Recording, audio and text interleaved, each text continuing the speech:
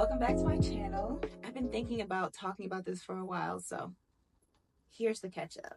I've discovered so many different things in this past 6 months that I can't wait to share with you guys, but I do just want to touch on one thing. So this video, I'll put it up here, I was specifically talking about my experience around that time and what I had been feeling. And I mentioned in that video that I wanted to go to the doctor, kind of check things out. So I haven't talked about it yet, but I did go to the doctor. I went maybe a month later or so from the time I made that video. And I went there and they basically told me I need sclerotherapy ablation again in my right leg. It was a little confusing to me because my left leg actually felt worse than my right. So I was like, really? And I've had this procedure before. So I was a little confused because I know how it feels to need that procedure and the relief I got afterwards. And I wasn't feeling the same thing. So I'm like, are y'all sure? Long story short, I decided not to get it. In the meanwhile, I was paying attention to my body and I discovered some things, okay? That pressure feeling happened most of the time when I was working out. And I realized that my breathing was what was making it worse.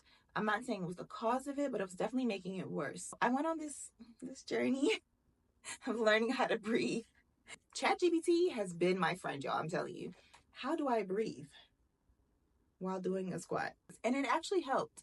But I'll get into more of that later. I know it's a tricky thing to say, like, hey, I didn't feel this, so I didn't get the procedure. And yeah, I did that, but I also do listen to the doctor. It's just a combination of things that makes me make a decision for myself, not just taking every single thing a doctor says. I'm realizing that a lot of times, yes, they are caring for you, but with CVI specifically, I feel like they just do the ultrasound, check to see if there's any veins that are malfunctioning.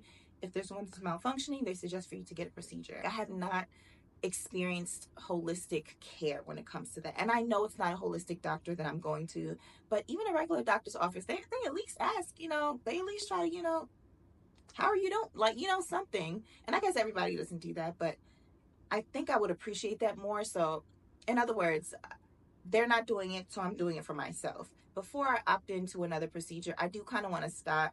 What other ways can I adjust my life? I've been diagnosed for quite some time now, and I think I know my body enough to know when I'm in crisis. I would say I know that I still have bad veins, obviously, and I will say I have seen good results from making that decision. And not that I would never get it again, but as of right now, I don't think I need it. So I'll leave you with this question. How are you balancing listening to the doctor to listening to your own body? Whatever day of the week you may be watching this, have a great day. Peace.